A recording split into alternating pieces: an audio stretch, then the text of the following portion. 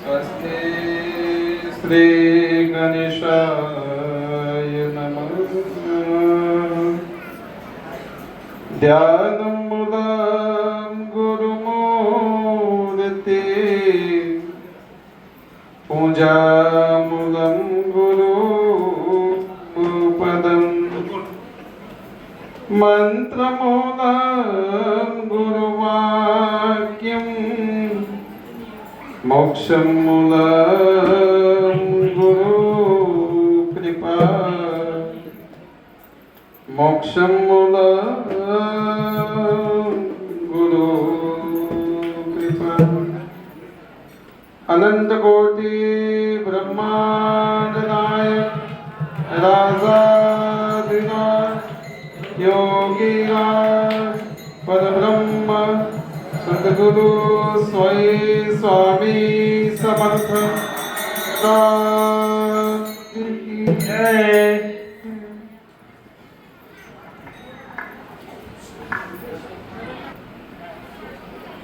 अनंत कोटि ब्रह्मांड नायक राजाधिराज योगीराज सद्गुरु श्री स्वामी समर्थ महाराज के सानिध्य में सुरगाना पति अक्कलकोट स्वामी समर्थ मठ स्वामी जी के सानिध्य में जब आज गुरुवार का दिन है और स्वामी जी की बहुत ही कृपा हम सब पे हुई।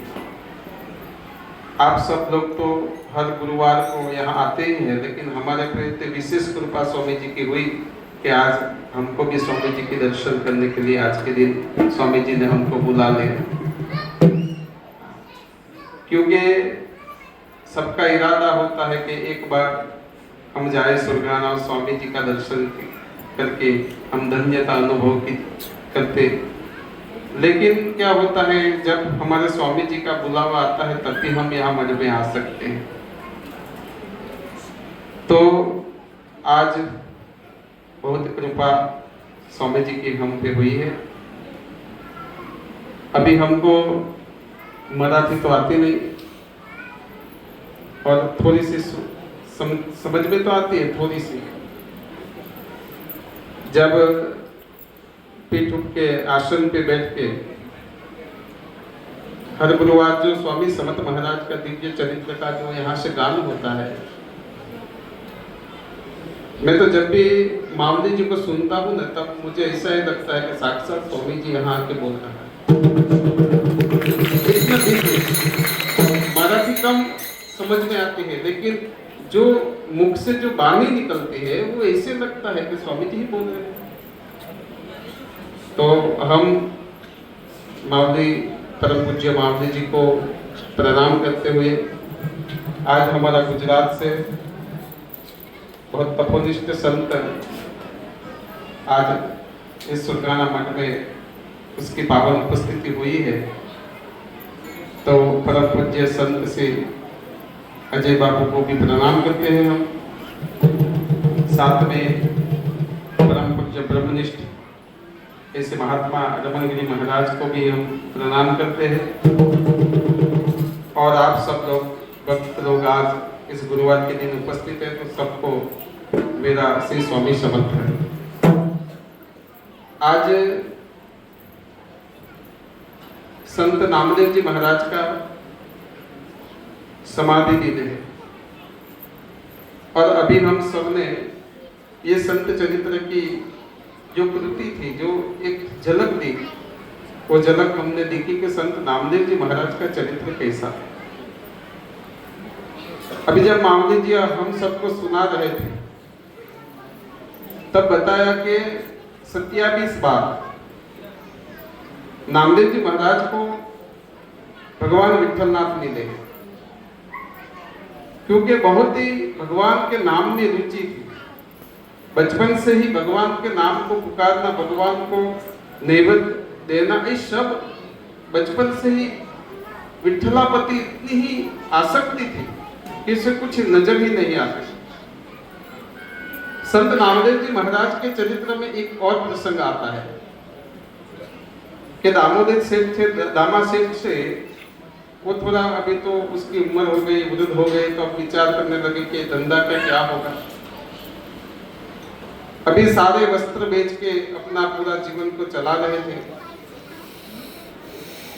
तब दामा सेठ को उसकी पत्नी बोलती है कि हमारा नामदेव है ना, वो सब संभाल दे।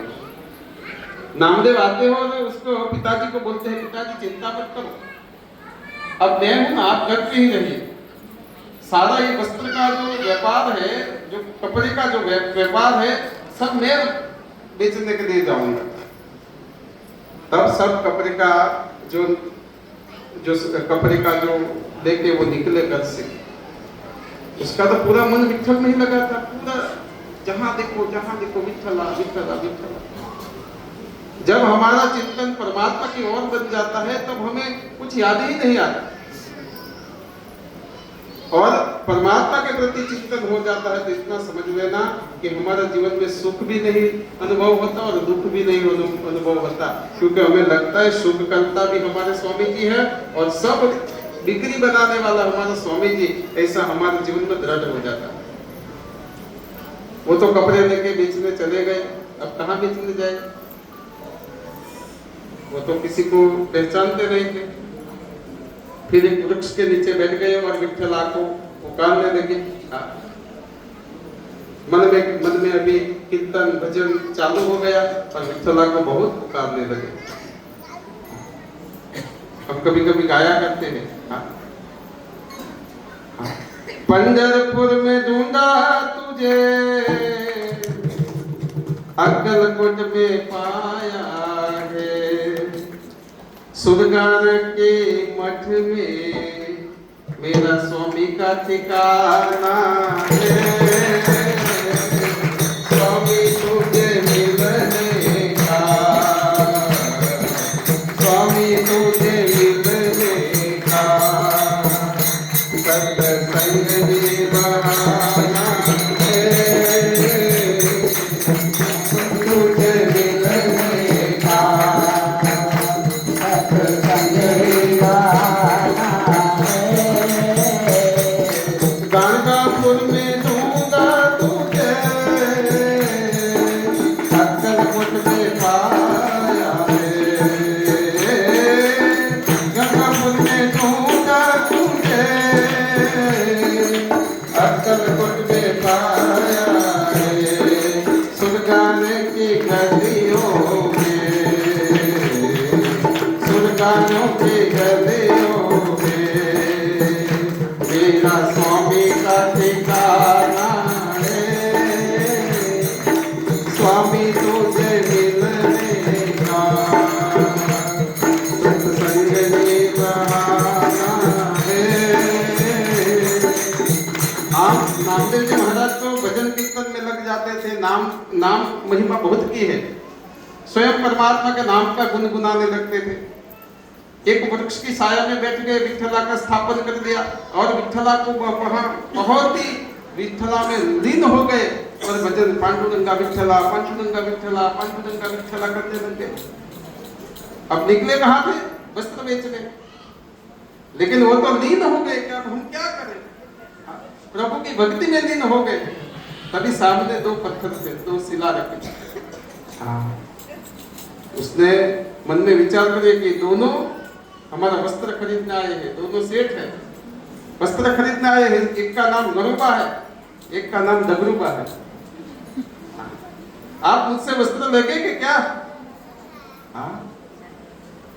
तो उसको तो मनोमन वहां परमात्मा ही बोल रहा था, आपको सारे वस्त्र चाहिए, लेकिन मैं इससे वस्त्र नहीं देगा, पहले मुझे पैसा रुपया देना पड़ेगा, पैसा देना पड़ेगा। फिर तो क्या, उसको तो सब में विठल नजर आते थे, और गरुबा को समझ के पत्थर को उसने वो शिला को वो कपड़ा दे दिया, पूरा उससे ढक दिया और दोनों को डगरूबा गरुबा को। और घर आए, माता जी ने पूछा कि नामदेव बेटा नामा, क्या सब सारे वस्त्र बेच गए? हमें दो सेट मिल गए, एक डगरूबा और एक गरुबा। दोनों ने सारे वस्त्र, तो पैसा पैसा दिया क्या? नहीं नहीं, अब थोड़े दिन के लिए उसने हमको वचन दिया है, थोड़े दिन में हम दे देंगे। बहुत बड़े सेठ है, साक्षात हमारे विठल ने भेजे थे। वो तो मन में बहुत खुश होने लगा। काफी दिन निकल गया, फिर नामदेव जी महाराज को गणोबा दगरोबा दोनों को वहां से ढूंढने के लिए निकल गए। वहां देखा तो उसके पास तो वस्त्र नहीं थे। फिर विठला को याद किया, हे गणोबा, हमारे रुपया आप देंगे कि नहीं देंगे, हमारे पैसे देंगे कि ना देंगे? हाँ, जो नहीं देंगे तो मैं आपको हमारे पिताजी के पास लेके चलता। तब वो दोनों पत्थर थे, उसको लेके उसको ऐसे ऐसे लेके वो अपने घर तक आ गए। गणोबा ठहर जाओ, अभी तो आपको बहुत थकान हुई होगी, थोड़ा जलपान कीजिए, अभी मेरे पिताजी आएंगे। पर लेकिन इतना जरूर है कि आपने जो मेरे से वस्त्र लिया है तो उसका पैसा तो देना ही पड़ेगा। तब भी पिताजी और मातृश्री वहां गए, सब सारे वहां के लोग आ गए। पिताजी पिताजी हमारे दोनों सेठ जो हमसे वस्त्र खरीदे थे वो दोनों आ गए, लिए थे दोनों सेठ वहां पे आ गए। तो कहाँ है नामा, कहाँ है सेठ? क्योंकि दोनों सेठ है। तब दामा सेठ ने उसकी पत्नी को बोला, देखिए नामा कैसा है, पूरा वस्त्र कहाँ दे के आ गया, हमारा तो ऐसे ही पैसा चला गया, हम क्या करेंगे? तब विठला को याद किया कि हे विठला, हे पांडुरंगा, आपकी जो सानिध्य में आपको याद करके आपको पुकारते हुए हमने वस्त्र बेचे थे, ये गणोबा दगरोबा दोनों को हमको पैसा देना ही पड़ेगा। तब क्या हुआ, दामा सेठ अपने हाथ में लकड़ी ले खड़े थे, उसमें लोहे की एक लकड़ी के नीचे लोहे का बाग था, और वो लोहे की लकड़ी जब गणोबा और दगरोबा दोनों बोल रहे थे उस पे वो रख दिया तो सोने की हो गई, जो हमारे विठल आप ऐसे हमारे नामदेव संत के हमारे माऊली जी ने बताया ना 27 बात, हम सब अभी सबको देख सकते हैं ना, बात कर सकते हैं। ऐसे ही हमारे विठला नामदेव जी के साथ बात करते थे, जब जब पुकारते तब हमारे विठला पांडुरंगा वहाँ आ जाता। आप हमारे सामने है ना आज, आज तो आज क्यों ना उसने प्रतिकृति की है, लेकिन हमारे पास नामदेव जी महाराज भी और विठला भी। जब आज का समाधि का दिन है, आज का समाधि का दिन है, तो इतना समझ लेना कि जो भी वेशभूषा करता है, वेशभूषा नहीं है, शनि थोड़ी सी क्षण में भी विठल आता है। हमारी दृष्टि होनी चाहिए, आज उसका जो भी नाम होगा, लेकिन थोड़ी देर भी हमारे पांडुरंगा आता है, क्योंकि हम भाव से प्रकट करते हैं। परमात्मा ने तो श्रीमद् गीता में भी परमात्मा स्वयं कृष्ण ने बोला है, ममेव वासुदेव लोके जीव भूतः सनातन, हमारा सब जीव में हमारा निवास, परमात्मा का सब जीव में निवास। और पांडुरंगा और नामदेव जी महाराज को मन में ऐसा हुआ कि हमें गुरु की महिमा को विस्तार करने का। एक बार क्या हुआ था, ये बहुत ही चरित्र अद्भुत हुआ। संत ज्ञानेश्वर बैठे थे, मुक्ताबाई बैठे थे, शकुबाई थे और गोरा कुमार थे, सारे हमारे जो महाराष्ट्र के संत एक स्थान पे बैठे थे। एक नाथ जी महाराज थे, वहां पे नामदेव जी महाराज आए। संत ज्ञानेश्वर ने बताया कि मुक्ताबाई, ये सब विठल के भक्त बैठे हैं, उस पे सिर पे थोड़ी चोट लगाओ। क्या बोला? चोट लगाओ। क्या अभी सबकी भक्ति पक्की हुई कि ना हुई? हाँ, सबके सिर पे चोट लगाई। जब नामदेव जी महाराज के सिर पे चोट लगाई तो थोड़ा दुख हुआ। दुख हुआ। मुक्ताबाई ने बोला कि नामदेव जी महाराज को दुख हुआ। नामदेव जी महाराज तुरंत विठल के पास गए और विठल के पास जाके, पांडुरंगा के पास जाके बोले कि प्रभु आप कहाँ है, तुरंत आ जाए। कहाँ पे है आप? तब पांडुरंगा विठला वहां प्रकट हुए, नामदेव जी क्या है, क्या है, नामा क्या है? विठला क्या बोलते थे? नामा ही बोलते थे। नामा आप कहाँ हैं? और तब विठला को बोला बोला, नामदेव जी महाराज ने कहा कि विठला आज ऐसा हुआ। तब विठला ने कहा कि इस जंगल में आप जाओ, एक महात्मा मिलेंगे, आपका समाधान वहां हो जाएगा। तब नामदेव जी महाराज वहां से पांडुरंगा के पास से, भगवान विठला के पास से वहां के एक जंगल में आते हैं। वहां एक आश्रम था, वो महाराज का नाम था खेचर महाराज। उसके आश्रम में मंदिर में प्रवेश किया। शिवालय बहुत ही बड़ा सुंदर शिवालय था, शिव का मंदिर था।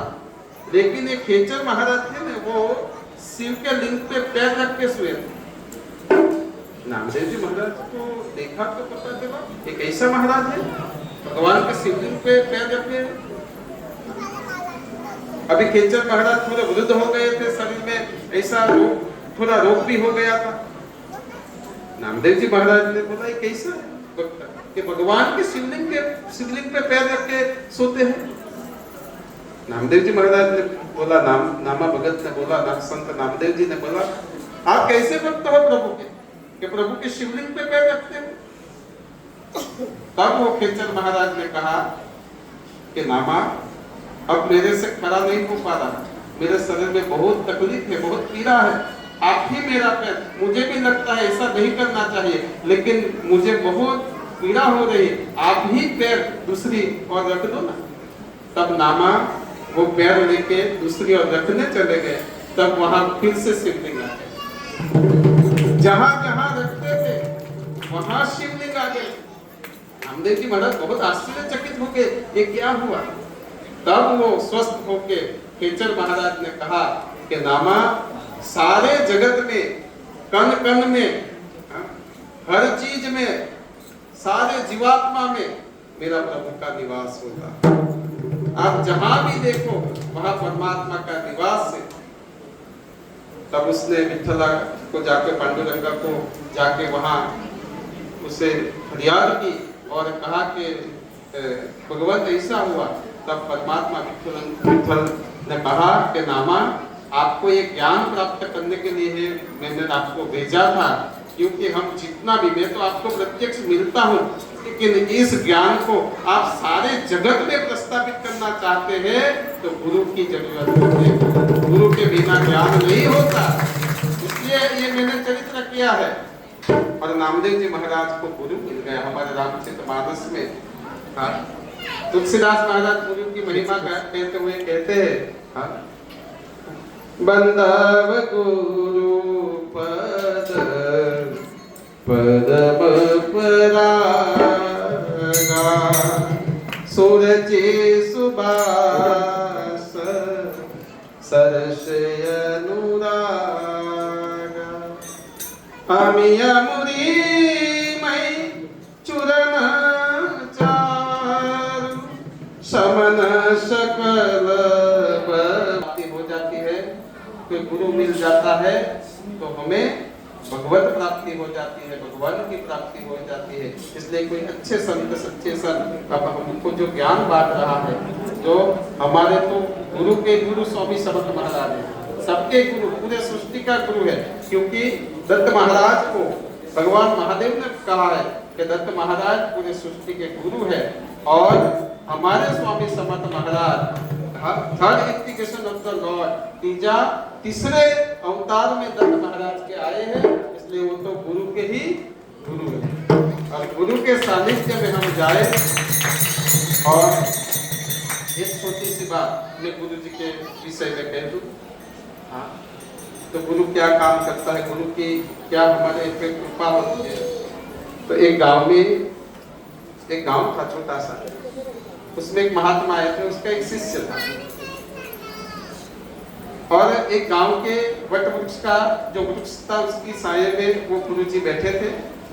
उसके जो शिष्य थे वो गांव में मधुकर यानी भिक्षा लेने जाते थे। जो घर जाते थे वो घर पे कुछ न कुछ पीड़ा है तो बता देते थे कि हमारे यहाँ ये दिक्कत है, ये मुश्किल, ये धंधा नहीं चलता है, वो है, वो है। हम सब भगवान पे क्या मांगने आते हैं?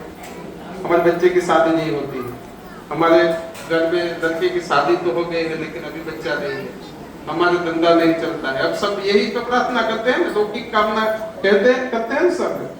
लेकिन हम स्वामी स्वामी जी तो पूरा हमारा सब कुछ जानते हैं, स्वामी जी को कुछ बताने की जरूरत नहीं है। हाँ। लेकिन स्वामी जी के पास आए तो इतनी ही प्रार्थना करनी कि स्वामी हमारे जीवन में हमारे साथ हमेश कायम निरंतर हमारे साथ रहना, बस आपका निरंतर हमें साथ चाहिए। वो शिष्य थे। हाँ। तो सब घर के भिक्षा लेके उसको अपने गुरु को बताते थे कि आज यहाँ से भिक्षा लाए, उसका ये प्रश्न है, गुरु जी उसका उत्तर देते थे, उसका समाधान हो जाता था, वो सुख प्राप्त हो जाता था। एक दिन वो शिष्य एक शेठ के यहाँ भिक्षा लेने गए, माधुका जी लेने गए। तो उसके घर, आप मराठी में क्या बोलते हैं, तोता बोलते हैं, तोता समझ में आते हैं ना, वो तोता थे, वो पिंजरे में बंद था, पोपट बोलते हैं ना, हम हिंदी में तोता कहते हैं और हमारे गुजराती में पोपट हो। तो वो पोपट थे, वो तोते थे, वो पिंजरे में बंद था। उसने मन में विचारा मैं भी प्रश्न पूछूं। उसने प्रश्न पूछा कि हे महाराज जी, मेरा एक प्रश्न है। कि बोलिए क्या है? तो मैं बंधन में हूँ, अभी मैं बंधन में हूँ एक पिंजरे में, तो मेरी मुक्ति का कारण क्या है? मैं कब कहाँ मुक्त हो सकता? तो मेरे गुरु जी को पूछना पड़ेगा।